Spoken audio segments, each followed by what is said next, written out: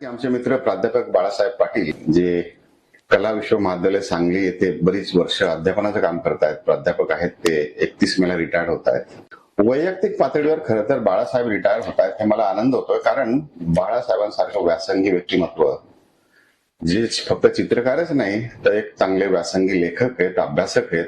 त्यांचे फार अभ्यासपूर्ण लेख कलेच्या विविध अंगांवर आतापर्यंत मी वाचलेले आहेत. उदाहरण द्यायचं झालं तर केकी मूस म्हणजे विस्मरणात गेलेले चित्रकार, त्यांनी एवढं खोदून खोदून त्याच्यावर लिहिलंय.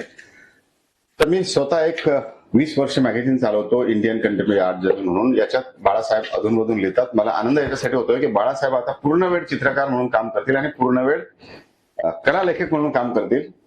तर बाळासाहेब आता आर्ट जर्नल तुम्ही कधीतरी लिहायचे, आता दर 3 महिन्यांनी हा अंक येतो, तुम्ही रेग्युलर लिहिणार. बाळासाहेबांनी सांगली सारख्या छोट्या शहरात अन्वयार्थ नावाचं अॅन्युअल वार्षिक कला मासिक चालवलं. मला माहिती आहे की मॅगझिन चालवणं किती जिकिरीचं काम आहे हे मुंबई आणि दिल्ली सारख्या मोठ्या शहरांमध्ये, कारण मी 20 वर्ष इंडियन कंटेम्पररी आर्ट जर्नल म्हणून मॅगझिन चालवतोय.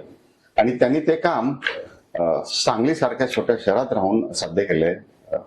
त्यांनी त्यांची संस्था कला पुष्पतर्फे अनेक उपक्रम केले, हे सर्वांना माहितीच आहे. एवढे मोठमोठे चित्रकार शिल्पकार तिकडे बोलून सांगली सारख्या छोट्या शहरातल्या कला महाविद्यालयात प्रात्यक्षिक हे सगळं आयोजित करणं हे फार एक विशेष आहे. आणि बाळासाहेबांना खूप खूप शुभेच्छा. ते कला क्षेत्रात आता पूर्ण वेळ येत आहेत, कला लेखनात पूर्ण वेळ येत आहेत. मी तर म्हणेल ही निवृत्ती नाहीये, हे त्यांना मिळालेलं स्वातंत्र्य असेल.